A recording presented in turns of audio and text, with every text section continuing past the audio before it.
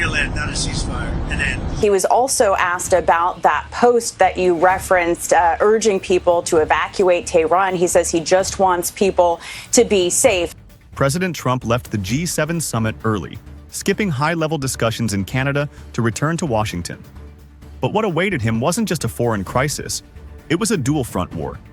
One overseas, in the skies above Tehran. The other, right here at home, inside his own political movement. And at the center of both storms, a single message from the president's social media account: immediately evacuate Tehran. A warning to civilians, or something far more serious?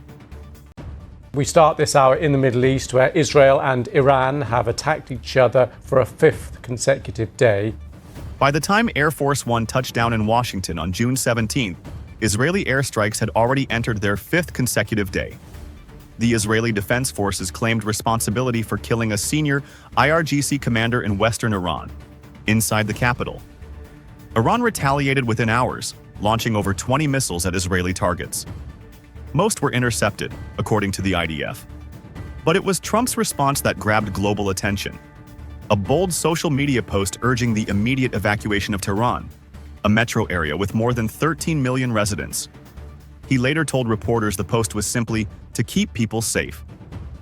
But the timing raised alarm. Just hours earlier, Israel had bombed multiple nuclear-related sites, Natanz, Isfahan, and signaled the Fordow facility might be next. To reach that underground site, however, only the U.S. possesses the necessary bunker-busting bombs carried by B-2 stealth bombers. And Trump had just declared in Netanyahu that we now have complete and total control over the skies of Iran. Despite the rhetoric, the United States has not, at least yet, entered the war directly. They had maybe had a window to kill Iran's leader, but the president was not on board with this. We know from multiple senior officials and reporting by ABC News that Trump recently rejected an Israeli proposal to assassinate Iran's supreme leader, Ayatollah Ali Khamenei. In a separate post, the president wrote, "We know where he's hiding, but we're not taking him out, at least not for now." He added ominously, "Our patience is wearing thin." Trump's national security advisors have reportedly reminded him of Executive Order 12,333, which prohibits the U.S. government from engaging in or supporting political assassinations, including through foreign proxies. Still, U.S. military activity is escalating. Defense Secretary Pete Hegseth confirmed deployment of the USS Nimitz, Patriot missile systems, THAAD batteries, and airborne refueling planes in support of Israeli operations. So far, the official line remains, America is defending, not attacking. But the line is blurring, fast.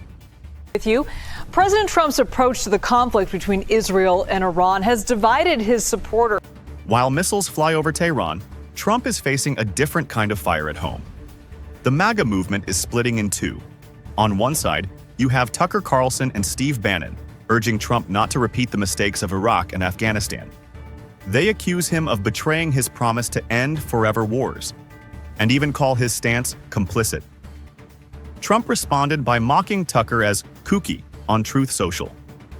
On the other side, Mark Levin, Rupert Murdoch, and pro-Israel conservatives see this moment as the final chance to bring down what they call the terror regime in Tehran.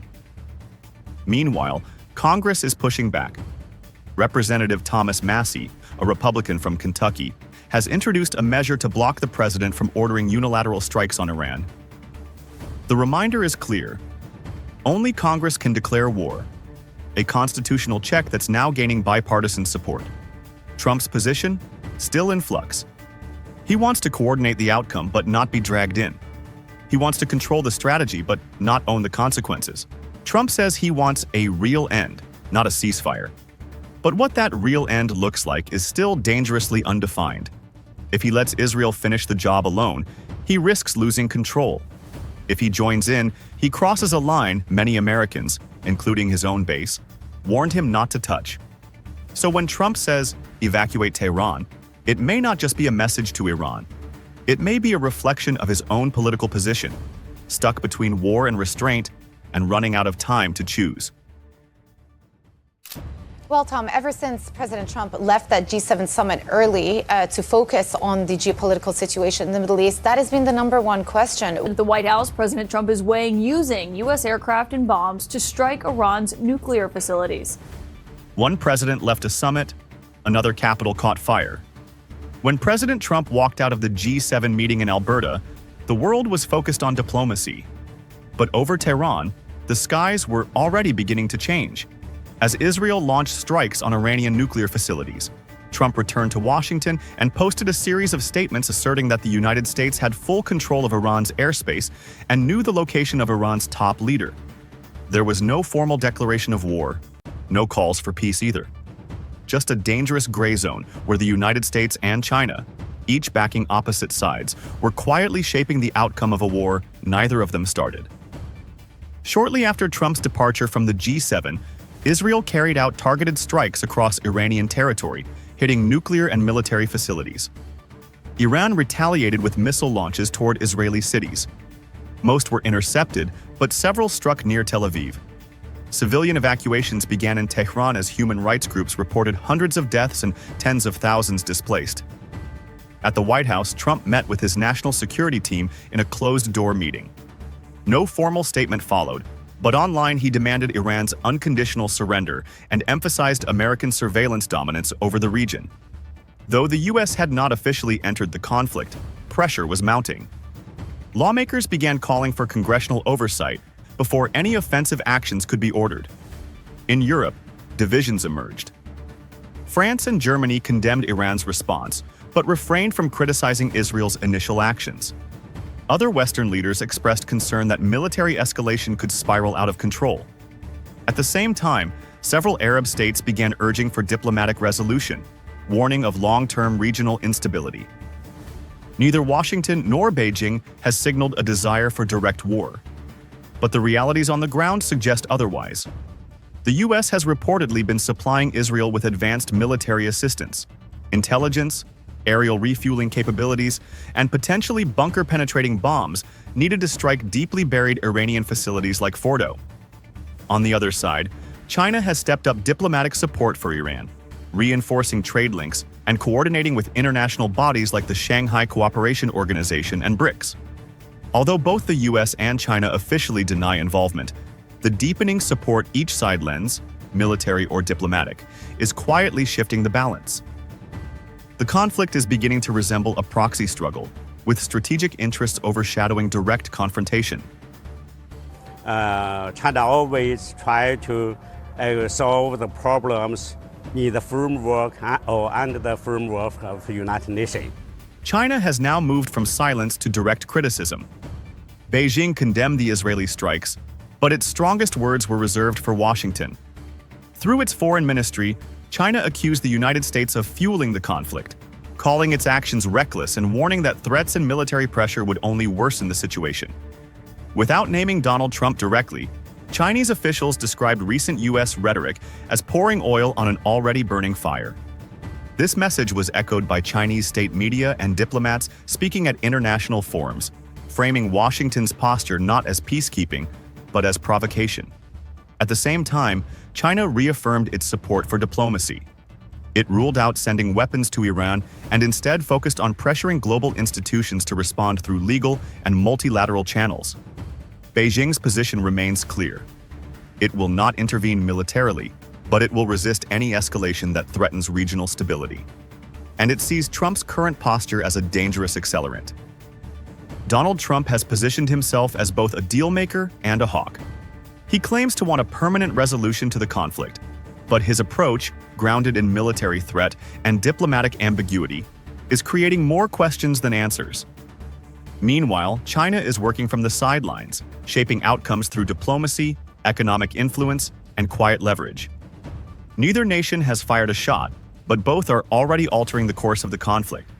This is no longer just a regional dispute over missiles or nuclear enrichment. It is now a test of global power and a signal of how far two superpowers are willing to go without officially going to war. Forward to that, the G7 used to be the G8. Well, I was flabbergasted, frankly, that he would start off his comments not about trade, not about the Middle East, but about Russia and the G8. At the G7 summit in Alberta, Canada, President Trump once again showed why no one enters the room quite like he does.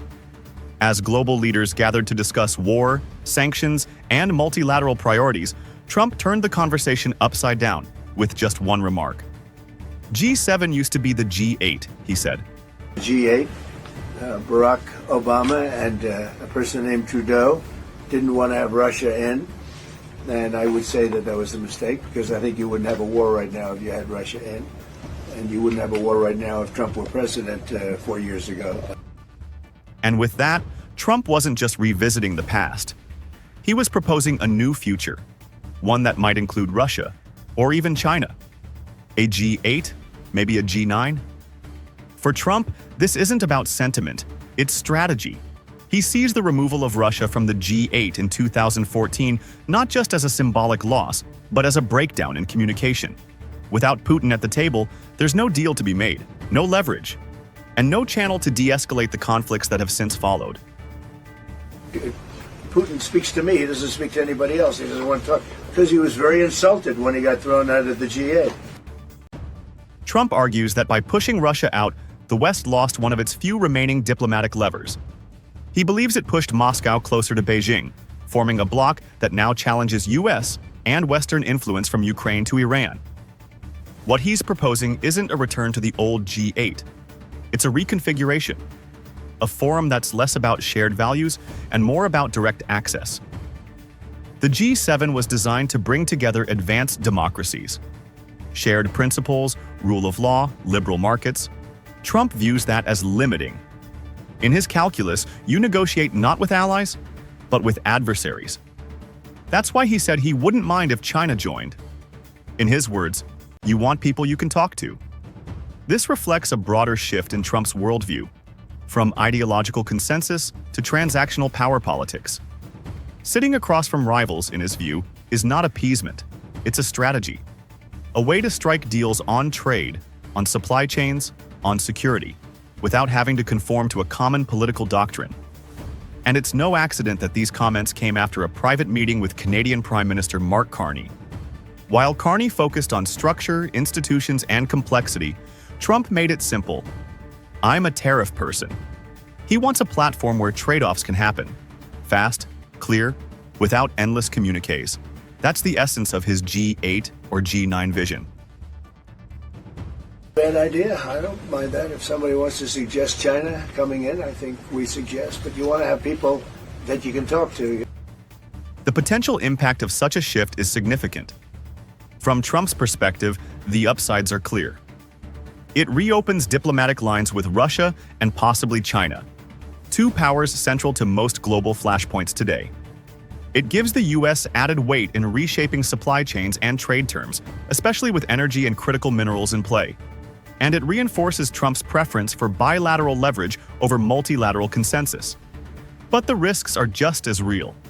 Many G7 members, especially in Europe and Japan, remain strongly opposed to inviting Russia back, let alone China. The G7 has been a bastion of democratic alignment. Opening its doors to different political ideology could fracture that core identity. It could also weaken initiatives on climate, technology standards, and human rights, areas where the West has tried to maintain a unified stance. And for allies like Ukraine or Taiwan, a diluted G7 raises new doubts. Can they count on the group for consistent backing if the table now includes their rivals? Trump's proposal may not gain traction this year, but it signals a fundamental rethinking of how America uses international forums. He doesn't want consensus. He wants negotiation. He doesn't want shared statements. He wants leverage.